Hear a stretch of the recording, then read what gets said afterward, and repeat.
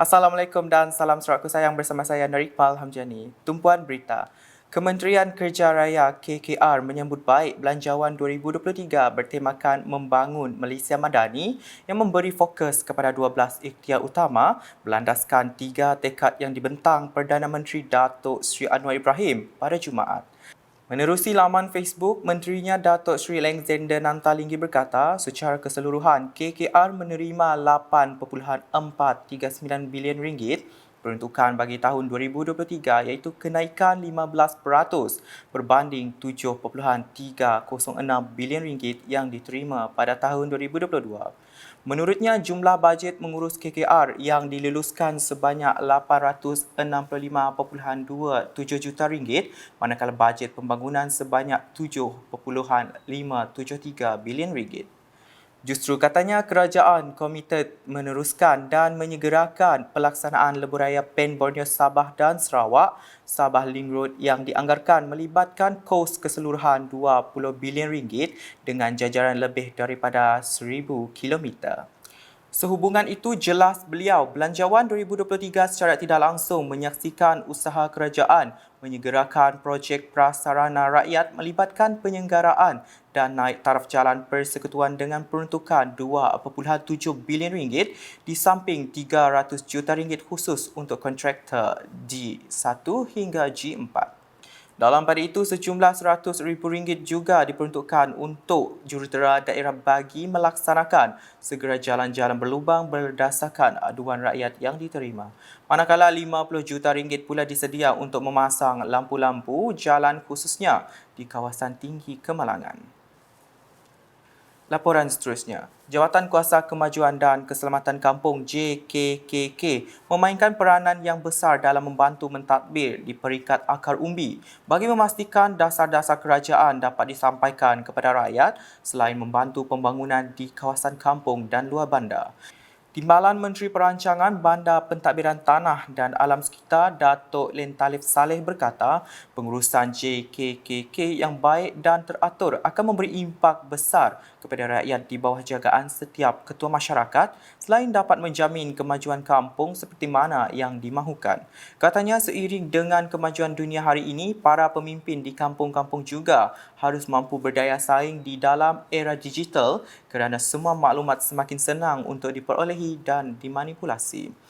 Tapi yang penting kita harus bekerjasama supaya bagaimana kita dapat mengurangkan negatif impact dari pembangunan ini dan bagaimana kita dapat menggunakan kemudahan-kemudahan ini untuk membangunkan, terutama sekali untuk generasi yang akan datang dalam bidang sosial, dalam bidang ekonomi, dalam bidang pendidikan dan sebagainya.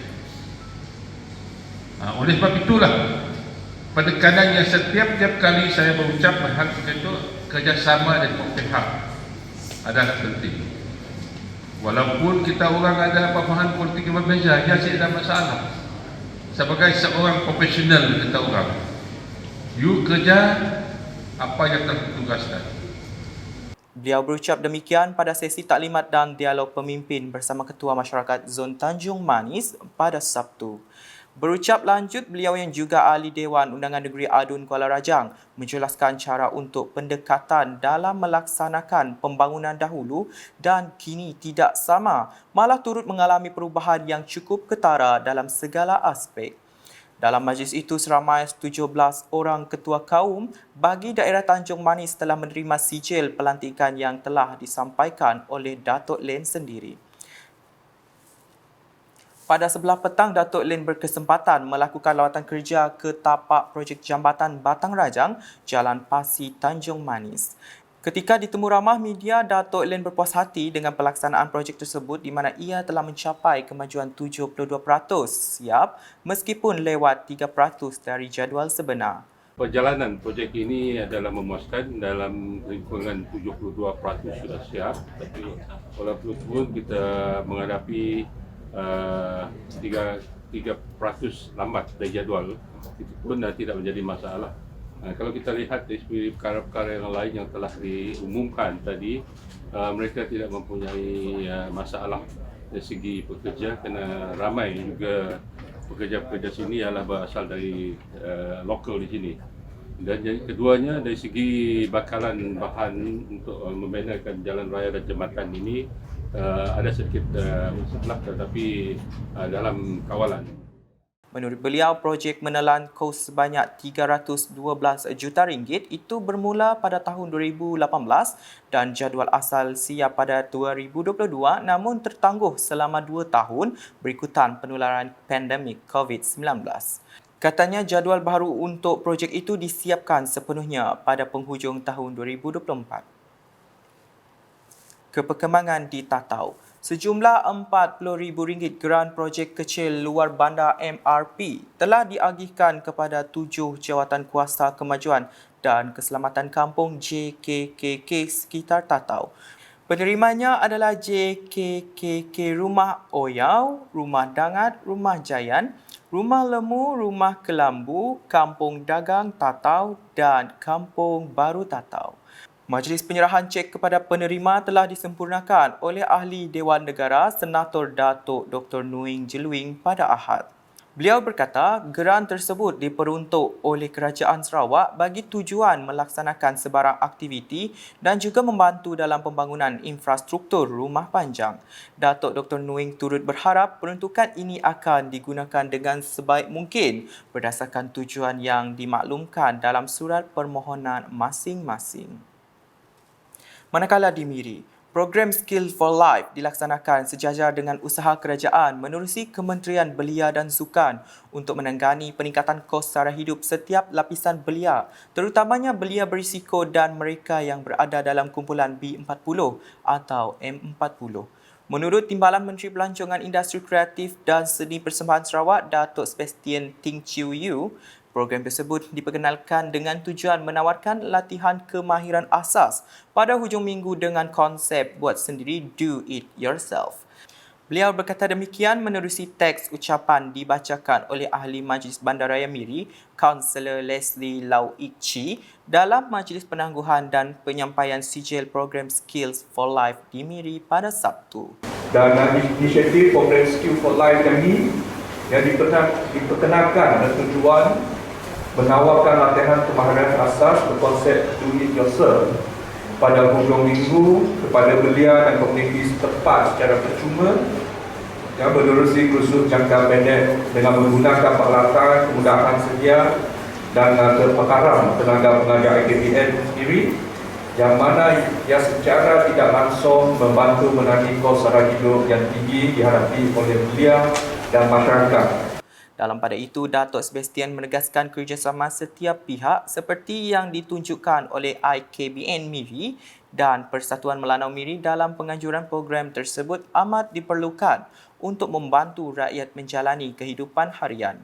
Sementara itu, beliau yang juga adun piasau memberitahu peningkatan kos sara hidup termasuk harga barang akan menjadi cabaran terbesar terutamanya untuk golongan belia pada tahun ini dengan kadar inflasi dilihat sebagai penyumbang utama kepada isu berkenaan.